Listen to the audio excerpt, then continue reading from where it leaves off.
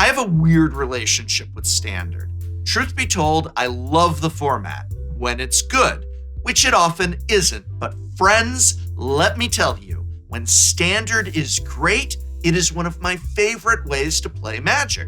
I have a special history with the format as well. When I got back into Magic the Gathering, I bought the 2012 event deck, Illusory Might, because I absolutely loved both the art and design of Lord of the Unreal. I upgraded the deck to have playsets of Lord of the Unreal, Phantasmal Dragon, and Phantasmal Bears, and won my very first Friday Night Magic ever with that deck. As my Standard journey continued, I discovered the refinement and sheer elegance of Mono Red Burn. My favorite play being to Goblin Grenade a Goblin Arsonist, then cast Reverberate, and, after explaining to my opponent that no, I do not need to sacrifice an additional Goblin, do a total of 11 points of damage.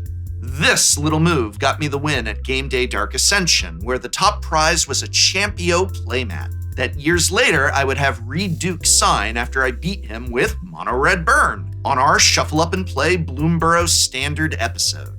Yes, I did Standard on Shuffle Up and Play for years. In fact, when I first conceived of the show, I wanted it to be almost entirely Standard, just Little Commander as a treat. That didn't work out, obviously, but I kept doing Standard Shuffle-Ups and Standard Top 5s and Standard Strategy Guides and analysis and reasonable and measured discussions about needed bans because, well, I love Standard and I wanted to promote it on my channel. Views weren't always there for Standard content, but the real reason I stopped making Standard videos was, personally, I stopped playing Standard. Right around our Shuffle Up episode with Jerry Thompson, Jesse Robkin, and Jim Davis, where I had the win against Jim, and then in one turn, he does me 20 lethal damage with, Vivi. Remember Vivi? Vivi's what killed Standard for me. It wasn't just Vivi, though. The rising cost of decks, Mono Red is over $200, what? And continued Izzet dominance after the Vivi ban didn't get me back in. Standard just wasn't my jam, so imagine my surprise when Jesse Robkin, our head writer and resident pro player, wrote me recently saying that she wanted to write a video about how awesome Standard was now, how Standard was better than it's been in years, and for us to spread some positivity about the format. Standard, better than it's been in years. What? Was I wrong about the format? Was I wrong about the meta? Was I wrong about Gran and Ouroboros and Standard? Well, Jesse, was I wrong? Oh, you sure were. And here's why.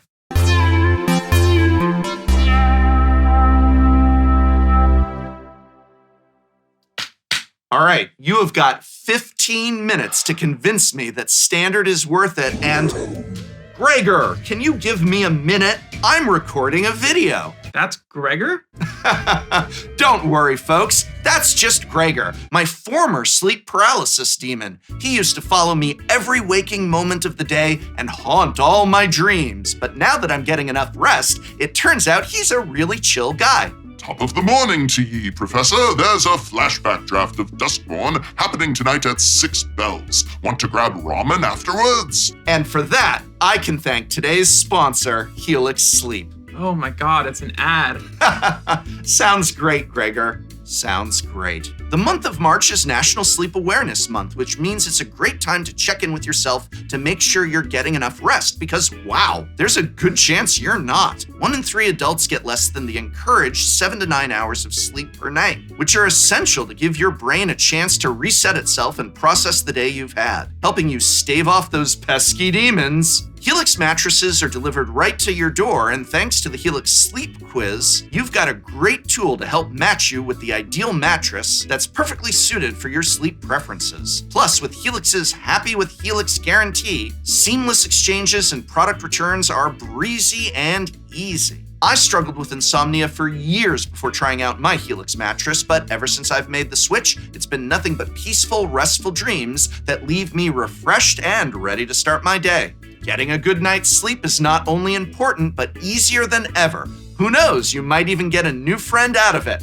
Right, Gregor? Oi, Prof, Sleepless in Seattle is playing at a local indie theater. Come along now, let's go. It's Tom Hanks week. They're showing it with the Burbs during a double feature.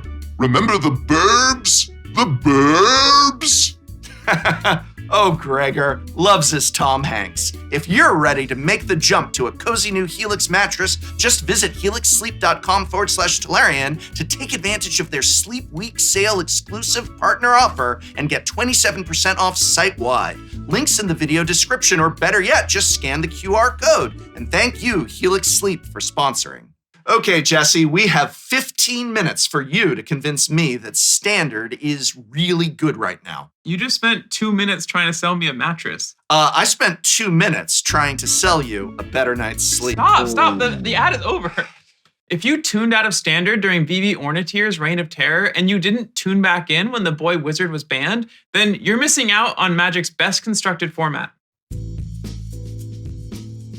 Over the past 3 months since VV was banned, alongside Prof's Eidetic Memory and Screaming Nemesis, there have been countless large Standard tournaments both around the world and online. From one weekend to the next, the Standard metagame has never once stagnated. You can see this even just by looking at the 5 major paper events that took place in the United States: the World Championship, Spotlight Series Atlanta, Regional Championship Portland, Pro Tour Lorwyn Eclipsed, and Regional Championship Milwaukee. These 5 Standard tournaments were won by 4 different decks, and the only repeat winner among them won the earliest and most recent event. In other words, the 2 events furthest apart from one another. The winners were Is It Lessons, which won the World Championship in the hands of Seth Manfield, Bant Airbending, which won Spotlight Atlanta in the hands of Kai Nelson, 4-Color Rhythm, which won RC Portland in the hands of Tristan Wild LaRue, Demir Excruciator, which won PT Lorwyn in the hands of Christopher Larson, and Is It Lessons Again, which won RC Milwaukee in the hands of Will Kruger. 4 different winners across 5 tournaments in a 3-month span. 3 of these 4 decks, Lessons, Rhythm, and Excruciator, were brand new archetypes to Standard when they won their event. They were discovered by testing teams who caught the metagame unawares. Pro Tour Lorwyn in particular featured a pair of brand new decks in its finals, Demir Excruciator and Temur Harmonizer combo.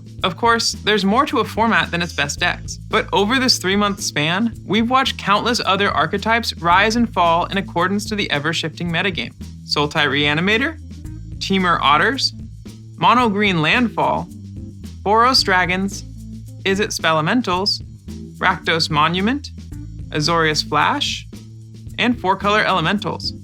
Any one of these decks is viable enough to 4-0 Standard Night at your local game store, and it wouldn't even be a surprise. And it doesn't stop there. Why, just in the past few weeks, Is It Prowess reappeared out of nowhere to put up great results in the recent slew of regional championships and also on Magic's digital platforms. I know.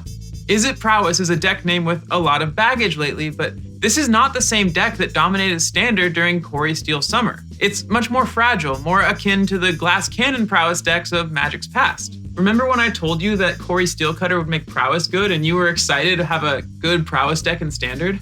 Be careful what you wish for, I guess. I did love the Prowess archetype back then, before the broken gameplay of Corey Steelcutter soured my taste. Well, the good news is I don't think this Prowess build has broken gameplay. It's merely one of many playable decks. You mean one of many playable decks in Is It colors? No, decks of all colors. The fundamental story of Standard since the banning of VV and through the release of Avatar and Lorwyn is a diverse metagame that has remained unsolved for months, despite well over a dozen major events and thousands of players around the world trying very hard to find the singular best thing to do in the format. Every week, players respond effectively to what happened the previous week, and savvy players who keep their deck lists up to date with the fluctuations of the metagame are paid off for their diligence with strong results. Precise metagame reads and good deck building matter much more than simply picking up and learning the de facto best deck. And there are so many sweet decks to choose from. Tristan Wild LaRue's 4-Color Rhythm was the breakout deck of the first US Regional Championship this year. A base Simic Badgermole Cub deck splashing 1 copy each of a red card, Explosive Prodigy, and a double white card, Bright Class Gearhulk. Of course, saying there was only 1 copy of each card is misleading. With 8 total creature tutors in Nature's Rhythm and Formidable Speaker, you really had 9 copies of each splash card. And when the Bright Glass Gearhulk enters, it tutors up a Mockingbird to copy it again, plus a removal spell like Seam Rip or Melt Strider's Resolve. The following weekend, players who moved over to Tristan's deck ran into a buzzsaw of other players prepared for Badgermole Cub with tons of spot removal and sweepers. 2 breakout decks from that weekend were Demir Excruciator Excruciator and Is It Spellmentals? Excruciator is a combo control deck that looks to copy Doomsday Excruciator with Superior Spider-Man, then deck its opponent by either targeting them with Insatiable Avarice or with the mill off Restless Reef. The deck also has a more fair backup plan of evoking Deceit to Thoughtseize the opponent, then copying the Deceit with Superior Spider-Man, paying 2 blue and 2 black, and thereby getting the full retail mode on the powerful Elemental. Is It Spellmentals, on the other hand, is a very silly deck that exploits 2 spell-based cost-reduced threats that also happen to be elementals: Bloomburrow's Eddie Merc Crab and Hearth Elemental from Wilds of Eldraine. With either creature in play, the utterly absurd Elementals payoff Sunderflock costs either 2 or 3 mana, making it the perfect punisher to a wide board powered out by Badgermole Cub. Every good deck has a clear counter to it, either in the form of a few key sideboard cards or an entire archetype that preys on its existence. Nothing even comes close to the dominance of any of the Broken Standard decks of last year, though any given deck might put up similar numbers on a given weekend if its pilots read the room correctly in their preparation. The most consistently good deck throughout this span is one that hasn't really had its own singular dominant weekend: Mono Green Landfall. This deck pairs Icetail Explorer with either Fabled Passage or Escape Tunnel to hit multiple land drops turn after turn. This grows your board either tall with Saz's Chocobo or Mightform Harmonizer, or wide with Saproling Nursery and Earthbender Ascension. Those are 4 entirely different archetypes. Yes. And these are just 4 of the 15 plus decks that have remained players in the standard metagame over the past 3 months. That's not even counting the many, many more fringe brews that players can find success with at their local game stores or on the arena ladder.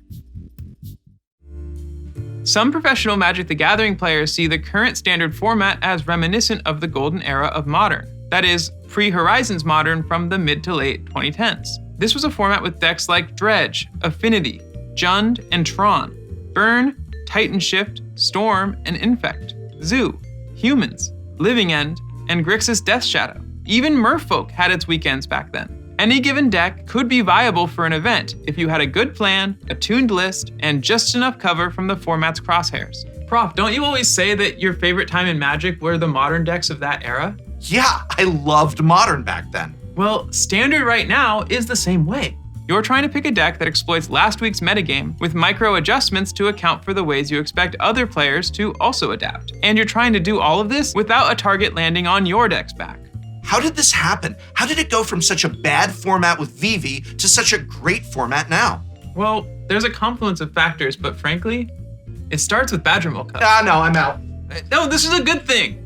The single most important card to the balance of the metagame is Badgermole Cub. Yes, I'm being 100% genuine here. It's certainly true that Badgermole Cub is a broken card. The mana output it provides is obscene. An unanswered Cub, especially on the play, is basically a guaranteed victory. But the thing is, Badgermole Cub is extremely simple to answer. Any of the various 1-mana interactive spells in the format answer Badgermole Cub while trading up on mana. What's more, you can even bounce off the land the Cub earthbends onto, essentially stone raining them for a single mana at instant speed. And if you don't manage to answer the Cub before it powers out a wide board, it's still possible to catch back up. You just need to cast a sweeper like Pyroclasm, Day of Black Sun, or Sunderflock. I see Badgermole Cub as a similar card to Mox Opal. Both cards are busted mana acceleration that reward you for going wide more than they reward you for going tall. Badgermole Cub doesn't want you to cast a 6-drop on turn 3, it wants you to cast 3 2-drops. Similarly, the only big mana spells Mox Opal wants you to cast are those with either Affinity or Improvise. Both mana accelerants have a clear downside: creature removal for Cub, and artifact removal for Opal. And because both cards encourage you to overextend your board ahead of schedule, you are particularly vulnerable to sweepers in either case.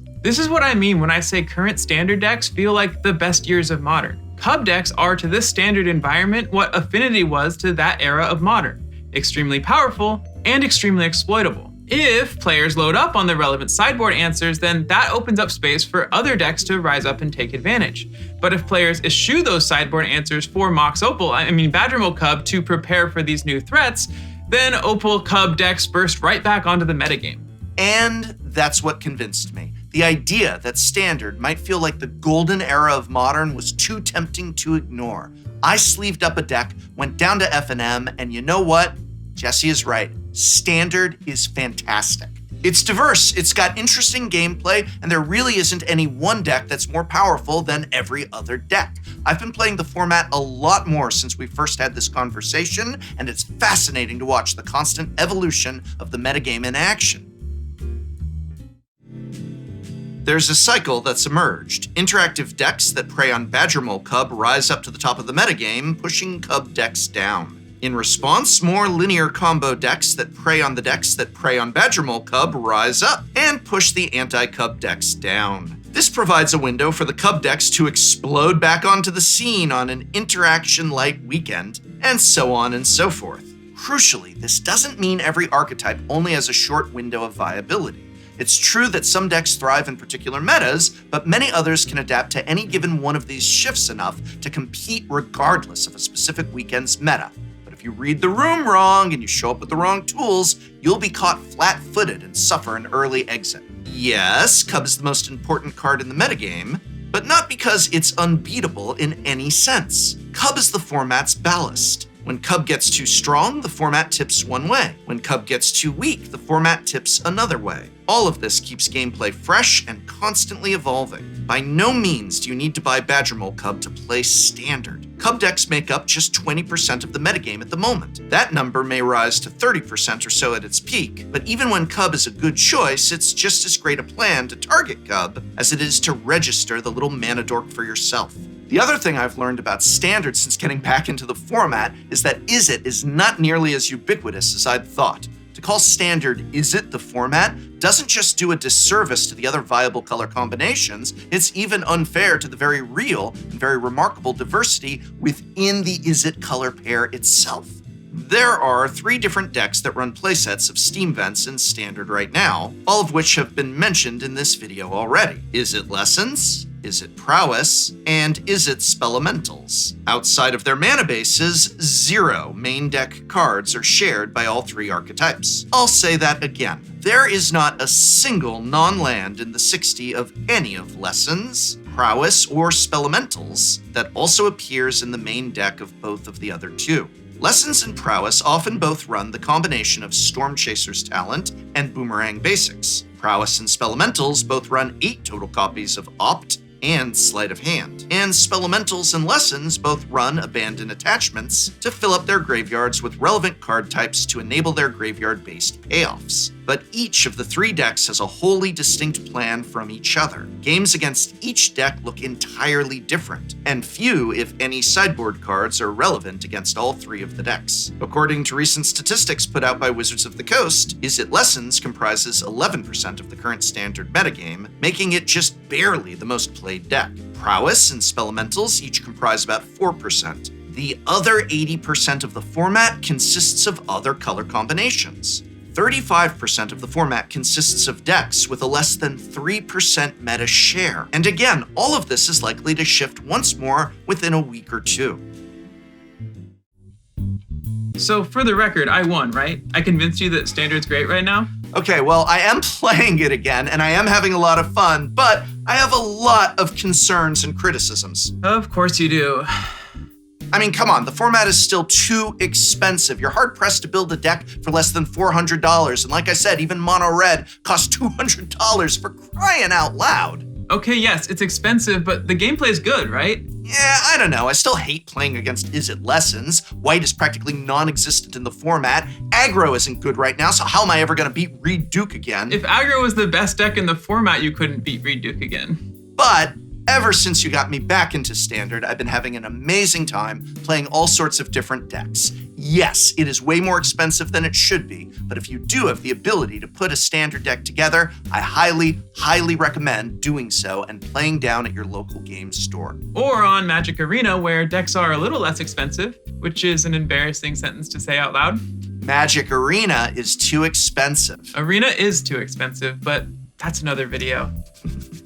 But until that video, I hope very much this video has been of some help to you, and you can help both of us out greatly just by watching another video after this one, our most recent episode of Shuffle Up and Play perhaps, or just one of our many others that you can check out in this video description.